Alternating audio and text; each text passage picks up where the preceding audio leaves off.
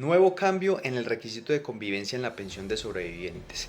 La Corte Suprema de Justicia modificó nuevamente su precedente respecto de este requisito para el cónyuge, el compañero o la compañera permanente. Para contextualizar este tema es importante recordar que en el año 2021 se presentó un choque de trenes, conocido comúnmente con esa diferencia que se presenta de criterios entre las altas cortes. Por un lado teníamos que la Corte Constitucional determinó que tanto en la pensión de sobrevivientes como la sustitución pensional, el requisito de convivencia es de 5 años para el cónyuge, el compañero o la compañera permanente. Por su parte, la Corte Suprema de Justicia se apartó de este precedente de la Corte Constitucional, manifestando que la norma no exigía este requisito para el caso de la pensión de sobrevivientes, es decir, cuando fallecía un afiliado. Aquí es importante abrir un paréntesis para explicar un poco este tema, y es la diferencia entre la pensión de sobrevivientes y la sustitución pensional.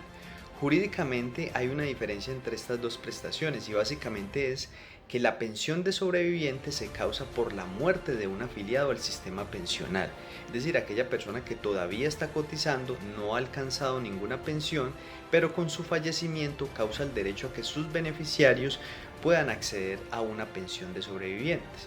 Por su parte, la sustitución pensional se causa por un pensionado, ya sea porque estaba gozando de una pensión de vejez o una pensión de invalidez, y con su fallecimiento le causa el derecho a sus beneficiarios para que sigan gozando de esa prestación. Entonces la diferencia de criterios entre la Corte Constitucional y la Corte Suprema de Justicia se originaba principalmente en el requisito de convivencia en la pensión de sobrevivientes. Como mencioné al inicio de este video, la Corte Constitucional exigía 5 años o exige 5 años para la pensión de sobrevivientes, sin importar si es cónyuge, compañero o compañera permanente.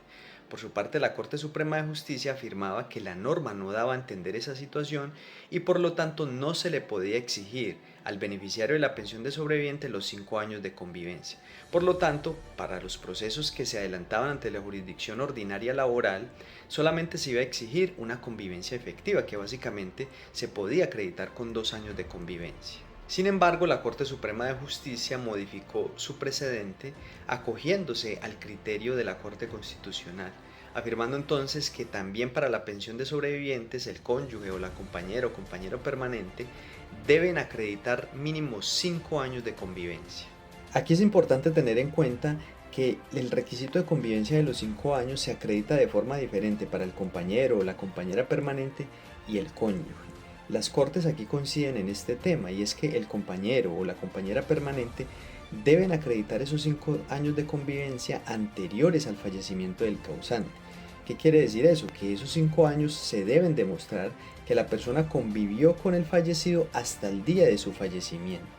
Por su parte, para el cónyuge, las altas cortes coinciden en afirmar que esos 5 años de convivencia se pueden acreditar en cualquier tiempo.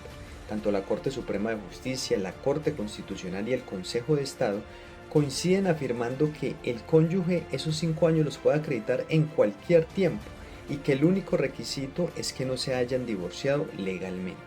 En este sentido, aun cuando se haya presentado separación de cuerpos, es decir, separación física, liquidación de la sociedad conyugal, separación de bienes, aún así las personas pueden reclamar el derecho a esta prestación siempre y cuando no se hayan divorciado legalmente. También es importante tener en cuenta lo que han dicho las Cortes sobre aquellas personas que se divorciaron legalmente. Y es que estos casos se deben analizar especialmente y particularmente porque si ese divorcio se presentó por vulneración de los derechos de alguno de los cónyuges, por violencia física, psicológica o financiera, por ejemplo, esa persona tiene derecho a reclamar la prestación aun cuando se haya divorciado.